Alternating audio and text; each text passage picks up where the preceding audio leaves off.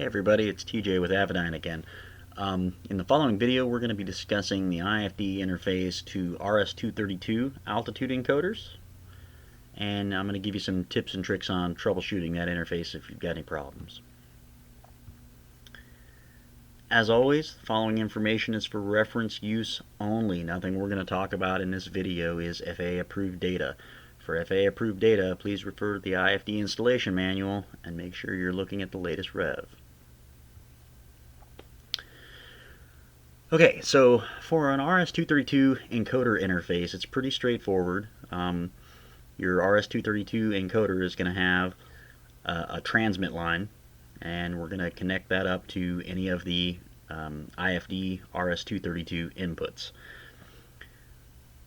There will need to be some configuration considerations though. So some of these altitude encoders, specifically this transcal, as you see here, has jumpers that determine what format the protocol on the output line is. So you'll want to take a close look at that and make sure that you understand what protocol you're asking it to spit out. The IFD, for the most part, is expecting Icarus altitude. There are a couple of other shading formats we can take in as well, but strictly speaking, from an encoder standpoint, coming from an RS232 encoder, it should be one of the Icarus formats. So that's what we're looking for. So you should be able to reference the installation manual for whatever RS232 encoder you've got to determine, how to get that thing programmed up via the jumpers there or what have you, to get it to put out the correct protocol for Icarus format. The IFD can take in multiple altitude sources, but it will prioritize the highest source over the rest. So when we get into troubleshooting here in a second, this will make a lot more sense why this is relevant. But here's the order that the IFD brings in altitude information and prioritizes it. So ARINC 429 air data is #1 priority. Next is ARINC 429 from an EFIS system, like an Integra PFD or EFD 1000, something like that. ARINC 429 from a traffic advisory system. We can bring in altitude that way as well. RS232 data from a fuel air data computer. RS232 from an altitude encoder, which is kind of what we're talking about in this video. Or parallel altitude from a gray code encoder. So if you notice here, it prioritizes ARINC 429 over RS232, and of the RS232 inputs the IFD can take for altitude data, altitude encoder is the lower priority of the bunch. So it's important to kind of understand this when you're designing an installation and trying to figure out how we're going to get altitude every place. And we'll get a little bit deeper into that here in a few minutes. First and foremost, just troubleshooting the RS232 interface itself. The easiest way to go about this is put the IFD in maintenance mode, go to the status tab, and then cycle this info button over here on the bottom left until it says info RS232. You should be able to go in there and monitor whatever port your RS232 line is connected to. You'll notice there's two columns there. There's bytes and errors. The bytes are going to show you in real time how many bytes of data have been received on that port. If it reads 0 on that port, it means that it's not wired that way, or it's misconfigured, or something's not right. You should be getting some data across that port for sure, if it's wired up correctly and the encoder is working. On the errors side of things here, what that's going to show you is the number of errors being reported through the data input. Now, it's not going to give you any kind of specific information regarding an error. It's just going to tell you that there are errors in that data stream. So it could be an indication that maybe there's a baud rate mismatch or a configuration issue. Data is still going to come in on that port, but it may be reporting errors if it's not configured correctly. Something else to look for there, if you see a lot of errors, is potential RS232 interference. If you've got some EMI in the aircraft that's interfering with that RS232 data line, that sometimes can show up as errors right here as well.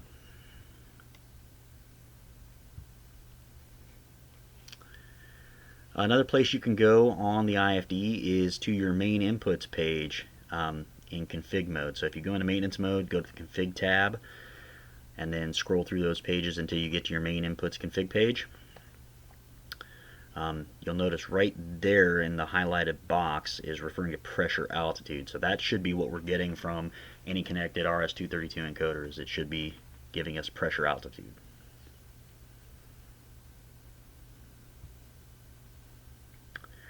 One of the problems that we do see sometimes using RS232 encoders is we'll get a phone call that the transponder in the aircraft is stuck at field elevation. It works fine, it just doesn't go up. It's just stuck at field elevation.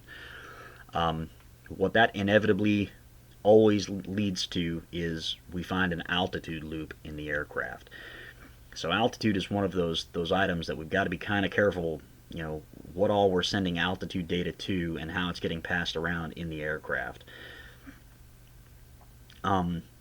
If there are multiple altitude sources in the aircraft as well, that can get us in trouble. But generally what we end up seeing is a conflict of priority schemes in different items that are sharing altitude with one another.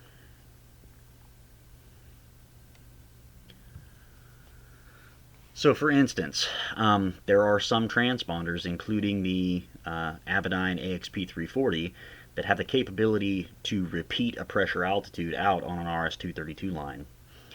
And in a lot of installations, folks have done that where they're feeding altitude to the AXP340 from an RS232 encoder, and then the AXP340 is repeating that altitude out to the IFD. Where this can become problematic is that in the ADSB stream that the IFD is pushing back out to the transponder, it also includes pressure altitude information. And if that transponder prioritizes that altitude information as part of the ADSB stream as a higher priority than what it's seeing from the encoder, it's going to start ignoring the encoder and receiving that just from the IFD. So again, it's important to kind of understand how this altitude information is being passed around the aircraft and what the priority schemes are of everything involved. So when this is the case, just to kind of illustrate it a little bit better, this is what it looks like. On startup, your encoder feeds altitude data to your transponder, and then your transponder spits that out to the IFD. Once the IFD locks onto GPS, that ADSB stream comes to life.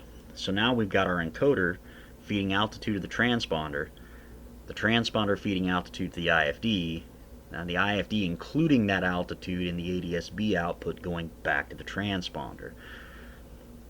If at that point your transponder prioritizes that ADSB stream over the encoder, then it becomes transponder feeding the IFD, feeding the transponder, feeding the IFD, feeding the transponder, etc., etc.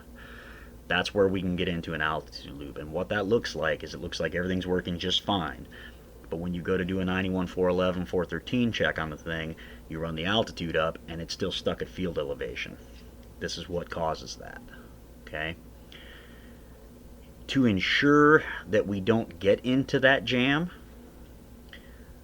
the best way to avoid it is if you're using an RS232 encoder to provide altitude to your transponder, just parallel that line and feed it straight from the encoder to the IFD. Because then in that case, you're not going to get stuck in a loop at all. The IFD is always seeing the same thing that the transponder is seeing. So it can avoid a lot of problems if you kind of start out thinking about it that way when it comes from an installation standpoint. So if we do it that way, where it's just paralleled out of the encoder, on startup, the encoder feeds altitude to the transponder. The encoder also feeds altitude to the IFD. Once the IFD locks on a GPS and that ADSB out comes to life, you're still going to have your encoder feeding altitude to the transponder, but then you're also going to have the encoder feeding altitude to the IFD, which is also feeding altitude to the transponder. So if at that point the transponder prioritizes that ADSB stream over the encoder, it doesn't matter because it's the same exact data. it's only coming via the IFD now. So that would prevent the altitude loop piece from happening. Does that make sense? Hope so. That's all I've got for this video, guys. Thanks for joining me, and we'll see you in the next one.